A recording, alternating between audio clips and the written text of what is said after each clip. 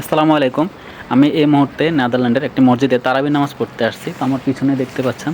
তো আমি মসজিদটা একটু ঘুরে দেখাবো এবং এখানে তারাবির নামাজ খুবই সুন্দরভাবে ধীরে সুস্থে পড়ানো হয়। তো ওই জিনিসটা আমি আপনাদেরকে একটু দেখাবো। তো চলুন ঘুরে দেখা যাক। মসজিদের ভিতরে ঢুকতে দেখতে পারবেন টেবিলের উপরে পানি রাখা থাকে। এখানে প্রায় সময় কলম বা খেজুরও রাখা হয়।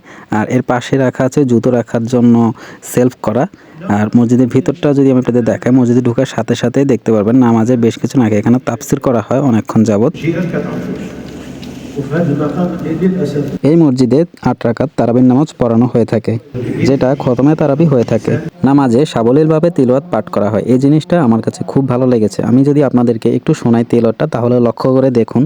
أنفقوا من طيبات ما كسبتم ومما أخرجنا لكم من الأرض ولا تيمموا الخبيث منه تنفقون ولستم بآخذه إلا মসজিদে ৮ রাকাত তারাবির নামাজ পড়ানো হয়ে থাকে এবং তারাবির নামাজের পরে বিতির নামাজ পড়ানো হয় না। সেটা আপনি চাইলে বাসায় নিজে এসে পড়ে নিতে পারেন বা নামাজ শেষে মসজিদে অবস্থান করে শেষ করে আসতে পারেন। আমার কাছে এই জিনিসটা খুব ভালো লেগেছে, কারণ মুসল্লিরা ৮ রাকাত নামাজ খুবই মনোযোগ সহকারে পড়ে। এই মসজিদে মহিলাদের জন্য আলাদা স্থান করা আছে, যেটা আমি ভিডিওর প্রথমে দেখাতে পারি নাই।